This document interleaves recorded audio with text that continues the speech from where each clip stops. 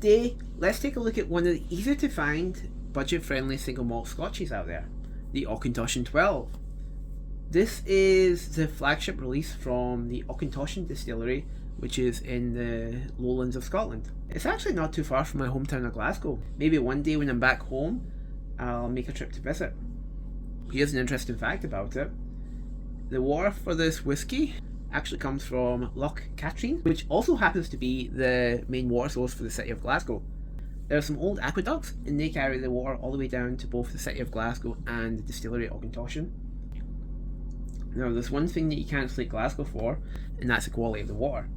It's so good that you can drink it straight from the tap. It's actually one of the things I miss most about my hometown. But anyway, as far as I'm concerned, Auchentoshan are already off to a great start here. They're using some really good quality water. They actually do something a bit unique at Auchentoshan, at least for a Scotch, and it's actually pretty common in Ireland. Just show the bottle there. So what they do at Auchentoshan is they actually triple distill the spirit. This means that they run the spirit through their pot stills 3 times. Most Scotch uses a double distillation method, which means they run it through 2 times. But Auchentoshan, they're a bit different that way. It was actually a process that was quite common in the lowlands back in the day, but these days there are only a few lowland distilleries that do it. Why would you do it though? The reason why you do it is the same reason why the Irish do it. What it does is when you run it through the still 3 times, you end up with a whiskey that is a lot lighter and a lot more approachable, a lot easier to drink. You get less of the heavy phenols in your whiskey. Auchentoshan isn't the only Scotch distillery that does this. There are a few other lowland distilleries like Glasgow 1770, they do it as well, but Auchentoshan is definitely the most prominent. I know there's some distilleries like Mortlach up in Speyside that do a process that's sort of in between double distillation and triple distillation. But yeah, theirs is a little bit different, and we'll maybe cover it whenever I get around to opening the Mortlach bottle for this.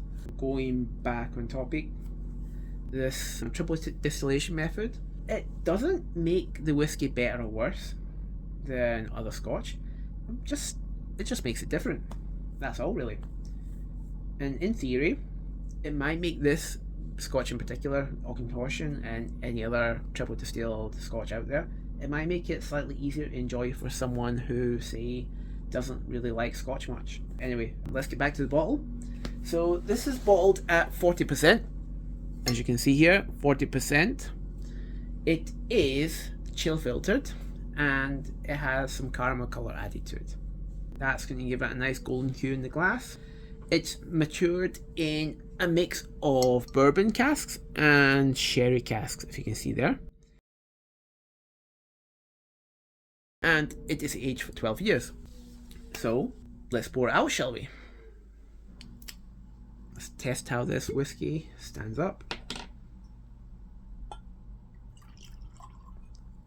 Okay.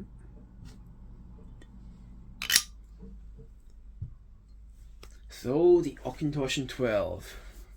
Let's have a look. So, in the glass, yeah, nothing special. It's got a nice golden hue, a little bit sort of burnt gold maybe, but most of that colour is going to be coming from the caramel colour added. Likewise, yeah, looks alright. Nothing special, nothing out of the ordinary. Legs stay together pretty well, they don't break apart. Seems alright. Looks fine for 40%. So, let's nose it now. Alright, let's get a really good nose. One of the first things I pick up in this is strawberries. Like juicy and succulent strawberries. Followed by some, say, honeysuckle. About chamomile. It's very floral and very inviting. God, this is a good nose. Fruity, floral, a little bit of vanilla too. Just a wee bit of toffee. Not a lot, but just a little bit. I think there's some peaches too. Maybe some was trying to decide if it was like green apples or red apples. I'd definitely say it's more along the lines of red apples though.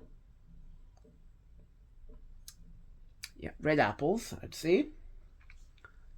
I also get like a little bit of maltiness too behind that apple there. That maltiness, it kind of reminds me a little bit of like hardtack barley biscuits. These little really hard biscuits, dry and kind of used like as like back in the days military rations. It reminds me a lot of them.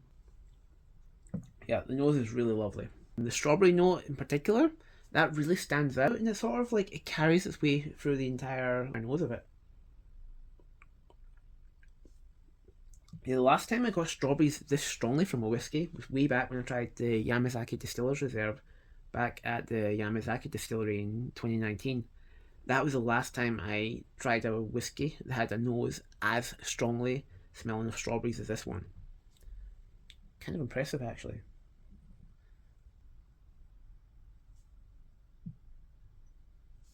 Let's try this whiskey.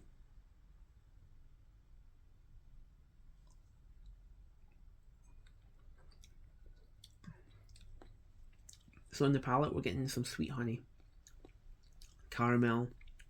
They're hitting first and they're hitting hard. There's some vanilla too. There's a little smidgen of raisins backing that up. There's some shortbread and there's like a tiny hint of cinnamon. Cinnamon's grown a little bit, but it's still quite light. Raisins are coming up a little bit, but still mostly in the background. There's shortbread, vanilla. Quite simple actually. Mouth feels okay.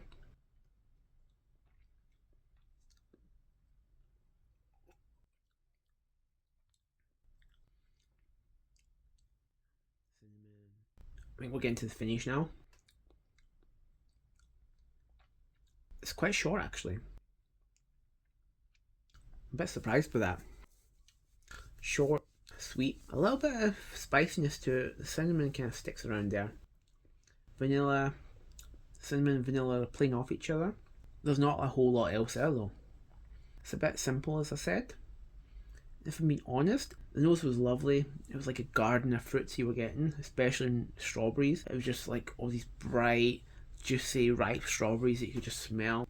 It was like that, but I'm actually surprised I don't find any strawberry on the palate. I was expecting that. I didn't find it.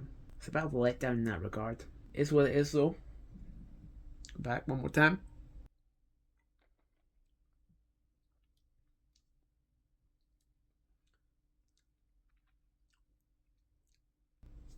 Smell that again.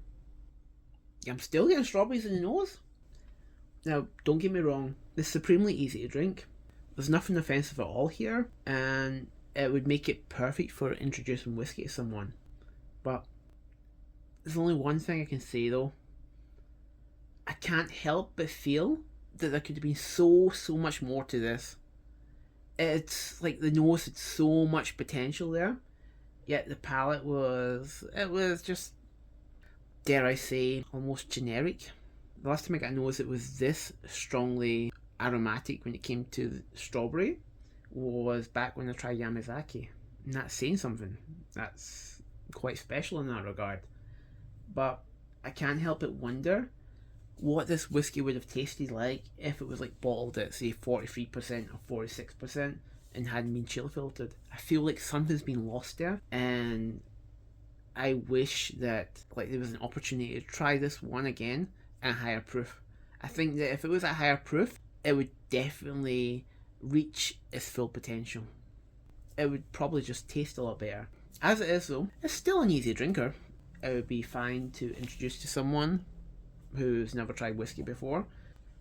Yeah, overall, while it doesn't quite live up to the promise of its nose, it is easy for people to get into. Perfect for anyone new to whiskey. It could be a decent cocktail base. Anyway, if you liked this review, leave a like, comment, or even post about your own experiences with the Auchie 12. Or if you're feeling generous, subscribe. That's all for today's tasting. Keep your glasses full and your spirits high.